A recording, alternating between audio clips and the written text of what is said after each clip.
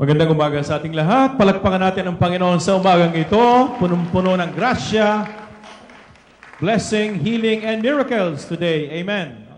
Kasama pala natin ang isa nating kababayan, pero siya ay sa Amerika as a religious priest, si Father Egay Enverga. Palakpakan natin. Ayan, no? Bakasyon pa siya hanggang ngayon. Okay. So tayo lahat ay patuloy, no, brothers and sisters, Tita Del, no, we continue to appreciate the season of Christmas.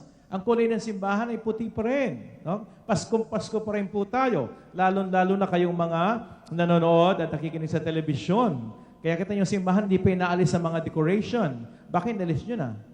Ibalik nyo mamaya uli. Kaya no, saving the best for last. So kung po natin kalilimutan, the birth of Jesus Christ, December 25, the Feast of the Epiphany, the manifestation of our Lord, no? At itong Feast of the Lord's Baptism, ito yung tatlong mahalagang kapistahan sa spiritual drama of Christmas season. No? Kaya yung Christmas season ay hanggang Feast of the Lord's Baptism na ating pinagdiriwang ngayon. Kaya Merry Christmas. Merry Christmas! May regalo pa ba kayo? Pwede pa kayong tumanggap ng regalo. Pwede pa kayong magbigay ng regalo, no? Sapagkat ang buhay natin ay isang malaking regalo ng Diyos. Amen? No? All of creation is God's generosity because of God's love, no? At itong pinagdiriwang natin sa Christmas season. Gaano tayo kamahal ng Diyos? For God so loved the world that He gave, no? Kaya tayo nagbibigayan, no? And the greatest gift that God has given us is the gift of Himself in Jesus Christ, no? Revelation. Sabi niyo nga, revelation. Yan, no? Ang pinakamataas na paghahandog ng regalo sa atin ng Panginoon ay ang paghahandog ng kanyang bugtong na anak. Na una nating nakita bilang isang sanggol in Bethlehem 2,000 years ago. Nagpakita ang Diyos, no? The light of the world, Jesus Christ, the Messiah, the one who is, who was, and who is to come. Ngunit siya hindi lang nagpakita bilang isang sanggol. Siya ay nagpakita rin bilang isang malaking tao. You know, in the Gospels, no, after 12 years old, there was this hidden years of Jesus Christ. No? Wala nang naisulat ang apat na ebanghelista after 12 years old ni Kristo. Yung sinasabi nilang missing 18 years. No? Walang naisulat. Sabi daw nagpunta ng Pilipinas. Niniwala kayo doon? Baka dinalaw ang two hearts. No? Yan, no? Di ba, no? Pero after a while, nagpakita muli ang Panginoon, no? Revelation, Epiphany, nagpakita muli. Hindi na isang sanggol, kundi isang 30-year-old, no? Prophet, no? Ito nga, ibininyagan siya ni Juan Bautista sa River Jordan, no? 30 years old, at ang sinasabi ng Panginoon ng ating simbahan to officially begin His public ministry of saving grace, no? Simulan ang kanyang ministry of saving mankind. No? Kaya yung 30 years old na pinagdiriwang natin ngayon sa Feast of Lord's Baptism is still part of the spiritual drama of Christmas season. Ang pagkapakita, pagkapamalas ng Diyos sa sanlibutan. Amen. Okay, do not forget that, no? Christmas season still continue up to the Feast of the Lord's Baptism. Kaya bukas, pag magsimba kayo bukas, ang kulay na ng simbahan ay green. Green na, ordinary season. Until magbago na naman, pagdating ng February 13. Ang aga naman, ano? Papasok na agad ang Quaresma. Ang bilis, no? Ayan, violet. Kaya suot muli yan sa February 13. Ayan, violet, no? Amen? Palakpakan natin ang Panginoon, okay, no? So it's very important, no, for us to continue to reflect the meaning of Christmas, the revelation of God, the light of the world, Jesus Christ, no? Sabi nga sa second reading, no, to overcome blindness, to release of prisoners, and to overcome darkness, we need the light of Jesus Christ upang palayain tayo sa ating pagkabulag, sa pagkakabilanggo sa kasalanan, at makalaya tayo sa kadiliman ng kasamaan sa mundong ito. Ang kailangan natin si Kristo, ang liwanag ng sanlibutan. Amen? No? At yung pagbinyag sa Kanya ni Juan Bautista ay hindi yung tulad ng binyag lang natin na kasi pag bininyagan tayo, pinapatawad tayo sa kasalanan. Wala namang kasalanan si Kristo. No? Ang kanyang binyag ay simula ng kanyang public ministry. No? To begin His public ministry of saving humankind and reconciling man back to God. Amen. No? At ang napakaganda ng kanyang baptism, ang reveal ng Diyos, hindi lang si Kristo. God revealed Himself, the inner life of God. The Trinity was revealed to us. No? Napakinggan natin sa Ebanghelyo, nagsalita ang Ama. This is my beloved Son, in whom I am well pleased. At inanoint siya ng Holy Spirit.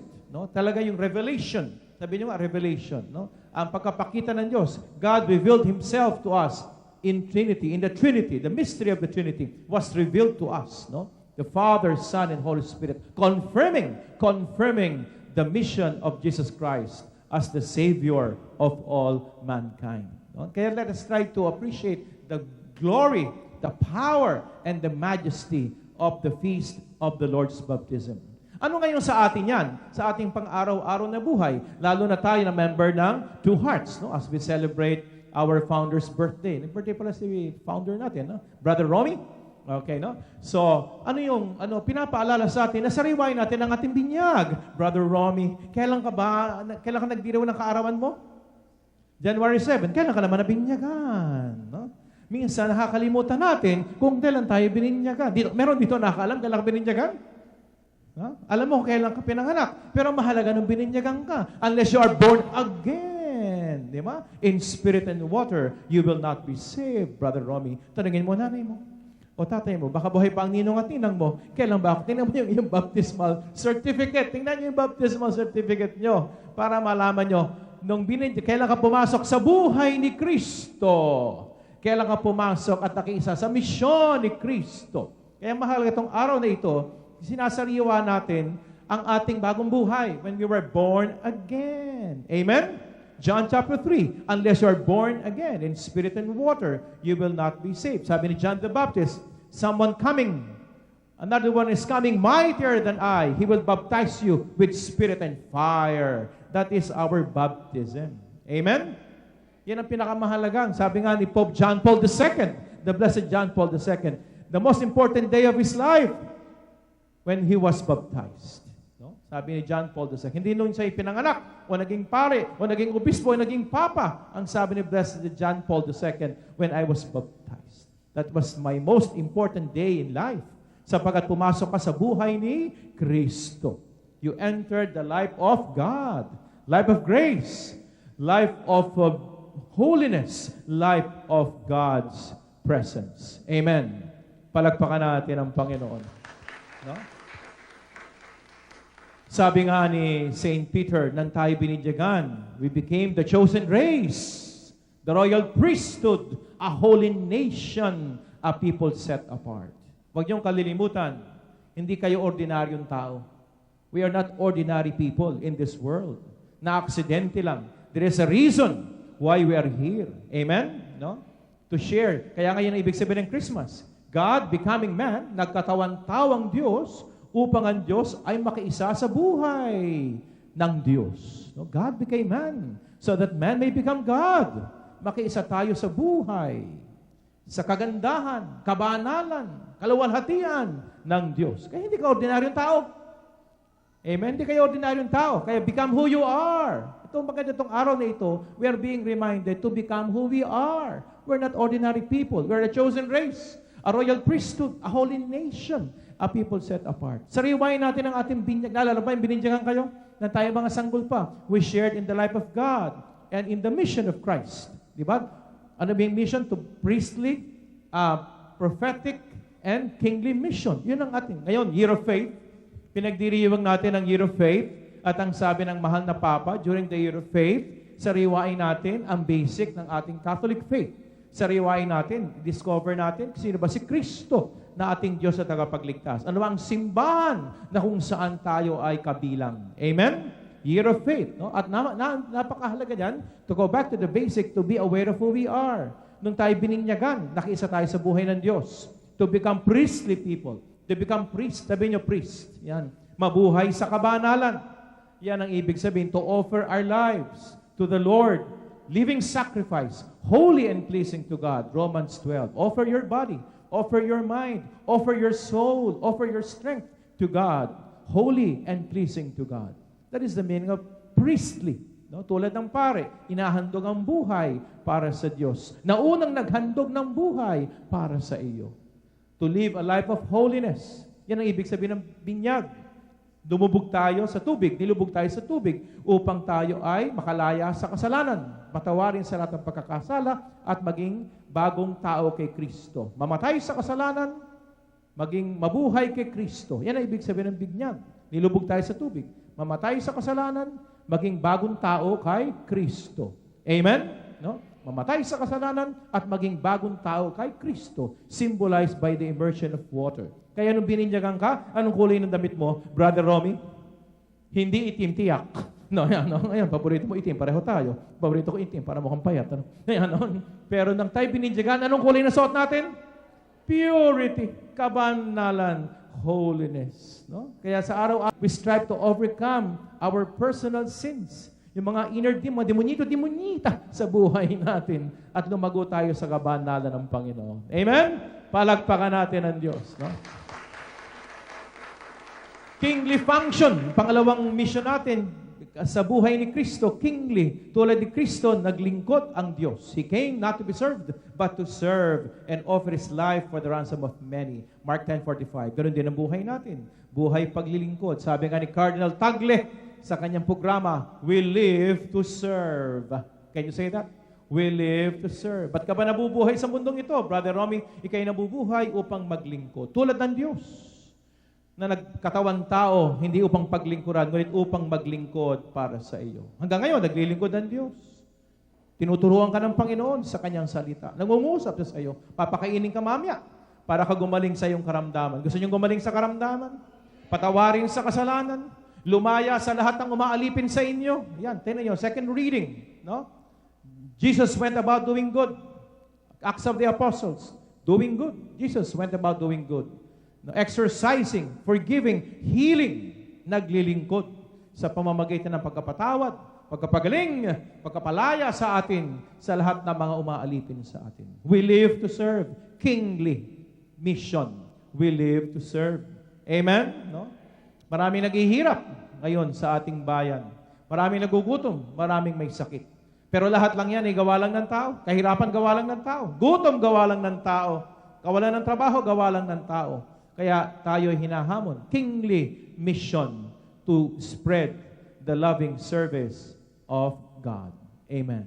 Palakpakan natin ang Panginoon. At pangatlo, anong pangatlong mission natin? Na makaisa sa buhay at mission ni Kristo bilang binyagan kay Kristo. No? Let us overcome the sinfulness of our life, the sinfulness all around us, and especially evil in our world and in our society. Yan po ang tinatawag na prophetic mission. Sabihin niyo, prophetic. Yan, no? Speak the truth. No? Malaya nating pinapahayag ang pagliligtas ni Kristo, to be prophets. Trabaho natin yan bilang Kristiyano. Ipahayag natin ang pagliligtas ni Kristo. Sabi sa unang pagbasa, ipahayag natin ang justice of God. Ang justice, sabihin niyo nga justice. In the Bible, it means the fidelity of God. God is faithful. Tapat ba ang Diyos?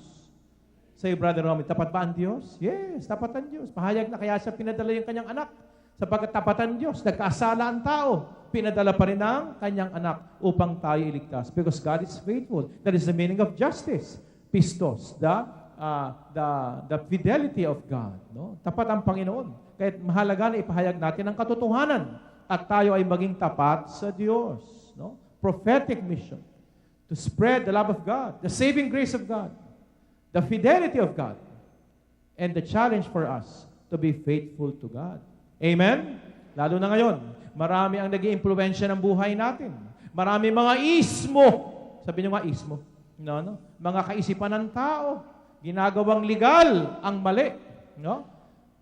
Tandaan niyo, hindi porket legal ay tama. Hindi porket uso ay tama. Hindi porket gusto ng nakakarami ay tama. Amen? Sa ibang bansa, legal ang abortion. Sa ibang bansa, legal ang divorce. Sa ibang bansa, legal ang same-sex marriage. Kapwa ko, mahal ko. Sa ibang bansa, legal ang euthanasia. No? Sa ibang bansa, legal ang capital punishment. Pero lahat ng yan ay sisira sa buhay ng tao, sa pag-aasawa, at sa pamilyang nararanasan natin The way we know what marriage and family is in the Philippines, sisirain yan ng abortion, sisirain niya ng divorce, sisirain niya ng same-sex marriage, sisirain niya ng euthanasia, sisirain niya ng capital punishment. Sa ibang bansa, legal na yan. At maraming gustong ipasok yan sa Pilipinas. No? Nagtagumpay na sila, sumandali sa RH law, pero sisirain natin, aalisin natin yung RH bill na yan. Amen? No?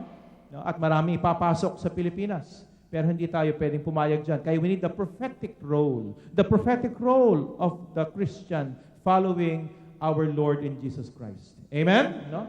Kaya sa pagpapatuloy ng ating misa, sa pagkatapos ng Christmas season, hindi pa tapos ang Pasko. Araw-araw Pasko sa atin sapagkat God is with us, the Emmanuel. Amen? God is with us. And God is with us because of our baptism. No? We entered the life and mission of Jesus Christ. Be aware of who you are. God is with us.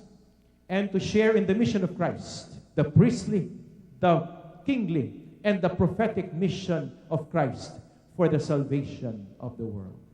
Tumayo tayong lahat.